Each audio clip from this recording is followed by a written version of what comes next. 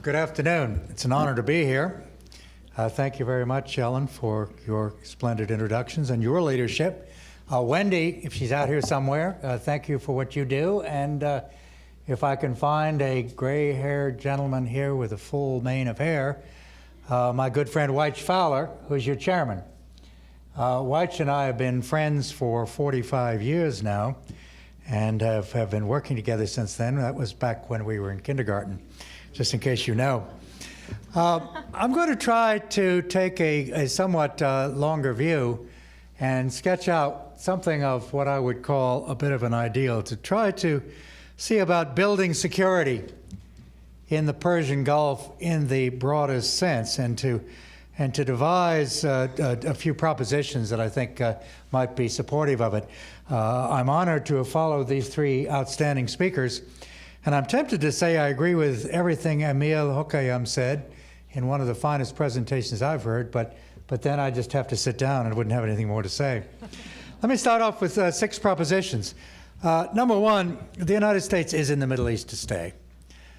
This is something for many Americans may be an uncomfortable proposition, but it's something that is now determined, unlike our engagements in some other parts of the world. In Europe now, we're finding it may be possible to have a lessened engagement, but in the Middle East, that is simply not possible. And that's beyond now the narrow calculation of certain interests, including oil, which may or may not be threatened. I think that tends to be exaggerated.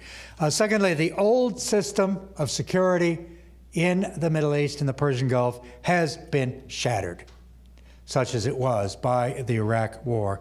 It swept away the detritus of arrangements that there had been, and among other things, reinforced our engagement, and meant that the day following the May 1st, 2003, we no longer had a choice, nor did our European friends and allies have a choice, but to be deeply engaged and to try to create a new kind, a lasting kind, if possible, of security arrangements. That's proposition number 3. And it goes with something else as well. The talk about any country, including Iran, becoming a regional hegemon is utter nonsense, as long as the United States remains engaged. If we were not engaged, then I might take that quite seriously. In fact, I would. But if we're engaged, the idea of somebody else competing for hegemony, they can compete for it, but it isn't going to happen. And I think we need to start off by understanding that. We have, I think, proposition 4, 3 basic dilemmas of this engagement I'm talking about.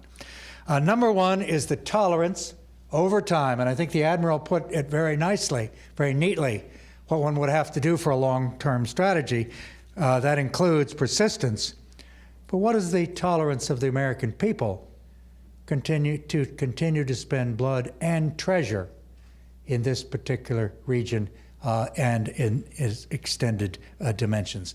I would argue that that tolerance is a lot less, likely to be a lot less, than many of the experts, many of whom are in this room, would argue is going to be important for the United States. That argues for trying to create some kind of regional security structure that has a chance of being effective and reducing the cost to the United States in blood and treasure. There's also the issue, another dilemma within this, of the opportunity costs.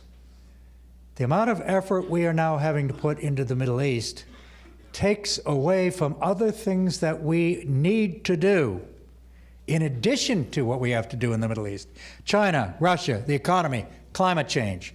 The $1 trillion that we have put into the Middle East had other uses for our own security and our own prosperity, and the prospect of spending yet more hundreds of billions of dollars and the time and attention of our leadership and of the Congress and of the people is a huge opportunity cost. The third dilemma, of course, is that in terms of direct American engagement, particularly troops on the ground, there are risks and pushback.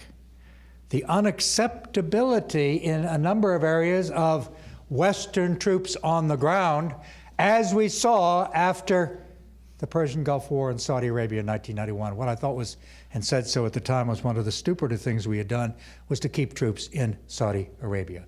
They are now primarily in places like Qatar, in Bahrain, and I hope that will succeed. But we have to realize that for the United States to try to do a lot of things in security directly is not necessarily going to be something that is a net benefit. And we're now facing that to an extent in Afghanistan as we look to the future. Those are three dilemmas.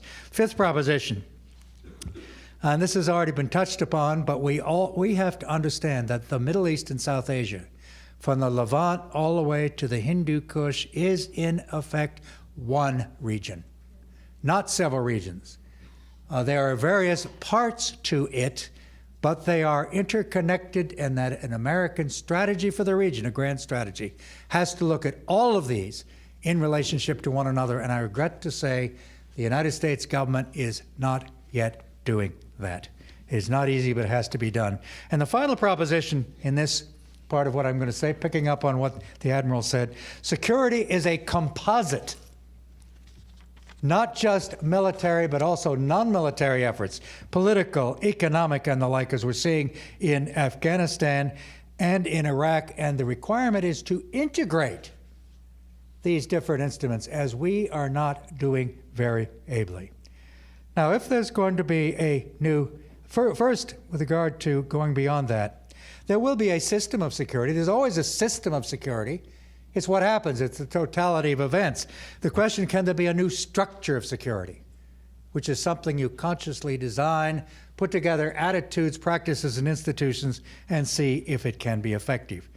It has to deal, in my judgment, with 6 primary goals.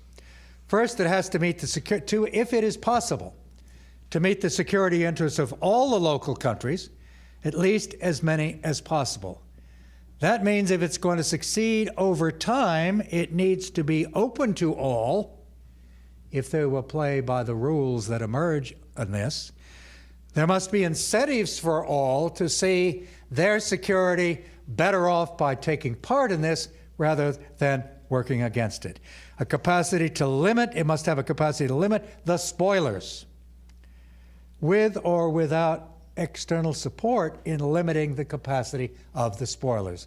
We've already heard about Iran, and the key issue is whether Iran is going to find it in its longer range interest, if and when we're able to create a structure of overall regional security, to be part of it or to stay outside and be the spoiler. Mr. Hokayem already mentioned what the Bahrainis said last year. Why not have a security system that in time will also include Iran and Israel? Something we need to think about. Number 2, as a goal, this security system needs to lessen the U.S. role, if possible, in blood and treasure and in on-the-ground military presence, and for us, if possible, to go back or to go forward to being the guarantor of security of last result. Number 3, to engage other outsiders to the degree that any outsiders are going to be involved in helping to frame, focus, and to bring about security, lessening the primary U.S. role.